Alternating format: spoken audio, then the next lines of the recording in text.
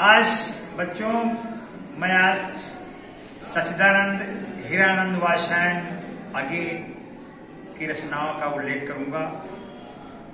सच्चिदानंद हीरानंद वात्स्यायन एक प्रयोगवाद के कवि हैं जिन्होंने बताने की कोशिश की है कि जीवन केवल सुखों के संचय के लिए नहीं है कि केवल सुख प्राप्त करने के लिए, सुख इकट्ठा करने के लिए है। सच्चा सुख क्या है? सच्चा सुख बताया जाता है कि जब सुख तभी प्राप्त होता है जब कष्ट होना पड़ता है। कष्ट जिसे कांटा ही फूलों की रक्षा करता है, विष ही अमृत की रक्षा करता है। कभी कहने का संकेत यह है कि इस टाइटल के अनुसार देखेंगे, शीर्षक लिखा मैंने आहुति बनकर देखा। आहुति का मतलब होता है भस्म होना, अग्नि में जलना। तो जब तक कष्ट नहीं होगा तब तक सुख नहीं मिलता है। जब भूख लगती है तभी रोटी अच्छी लगती है, जब प्यास आती है लगती है तभी पानी अच्छा लगता है। तो दुख के बाद सुख और सुख के बाद दुख, ये प्रकृति का नियम है।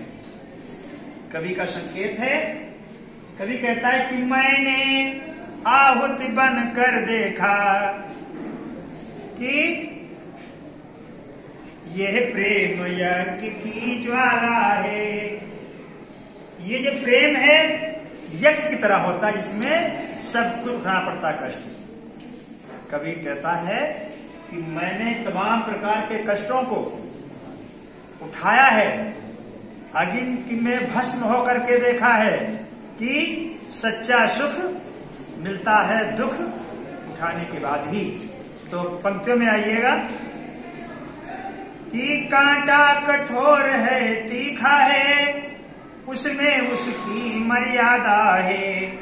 कांटा कितना कठोर होता है, तीखा होता है, लोगों को फाड़ देता है, चीड़ देता है, लेकिन वही कांटा फूलों की रक्षा करता है डालियों में।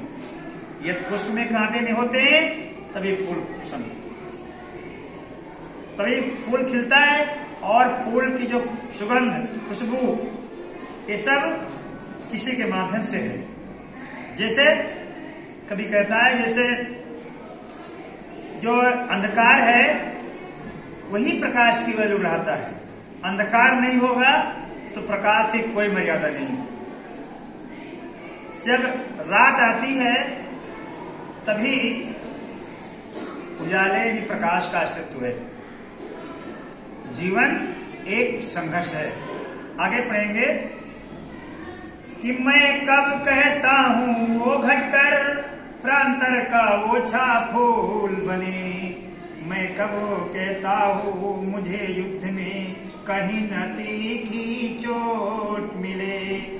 कवि कहता है कि मैं ये नहीं चाहता कि मैं एक कोई तुच्छ फूल बनूं,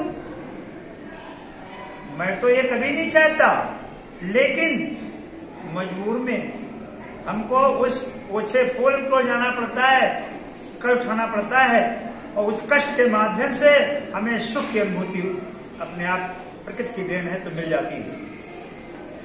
और